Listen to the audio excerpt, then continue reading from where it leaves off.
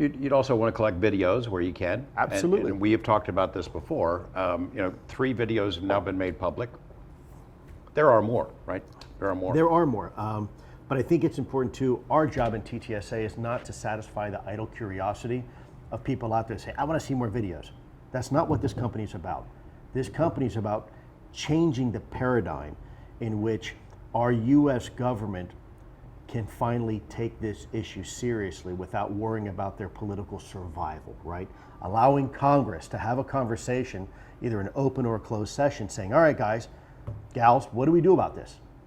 This is obviously something that looks pretty legitimate. What are we as a country going to do about it?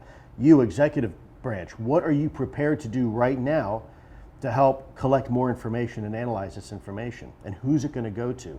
Who's going to be the single belly button to do this, right? That is what TTSA is trying to accomplish, among many other things. But we are not here to satisfy the idle curiosity of ufologists or weekend enthusiasts because they happen to want to see another video. And I'm sorry, I know people want to see more videos. But in the end, it's not about the videos. The videos is just a tool to help paint the compelling picture that there are things out there. As a nation, we don't know what they are. And that is why we do those videos, try to get those released. It's not so people can sit there and eat popcorn on a weekend and say, ooh, what is that? Or, oh, you know what, that's actually an IR flare from a MiG-25 pulling a 2-degree turn to the west. It's not, and I can't go into reasons why I know it's not and why we know it's not, because we get into classified information. And the reason why you're seeing just a short snippet of those videos is because the rest of it's probably pretty classified. So it's not an attempt to try to misinform people. It's unfortunately, that's all that could come out. Classified because of sources and methods. Correct. But also classified because of what's on the video? Potentially. I can't talk about that. Okay.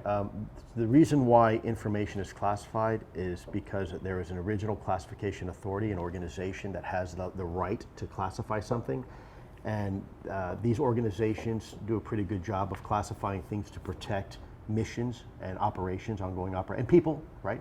So you classify things because of sources and methods, and in the end to protect the integrity of the operation and protect maybe it's American lives or other people that we're working with at the time. And so there are a whole bunch of reasons. For example, maybe you hear in the video beforehand the call sign of one pilot to another, right? Or you hear the AOR that they're flying in, right?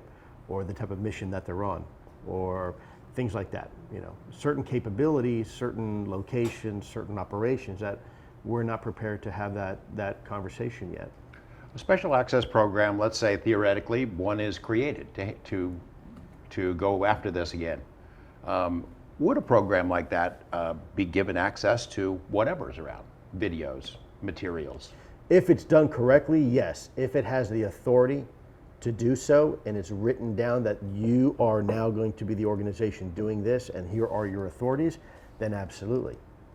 But it has to be something that would be coming down from senior levels of either the executive branch or the legislative branch to require that. And I would go a step further by recommending that, however this is done, that there's an annual requirement to brief up to leadership on the results and the findings of this program, right? Not just let it work somewhere in the back shadows. It needs to, that information that is even classified needs to be delivered to senior leadership in this country so they can make an informed decision. And so they can also make a decision whether to let the rest of us know. I mean, whatever that decision is. Yeah.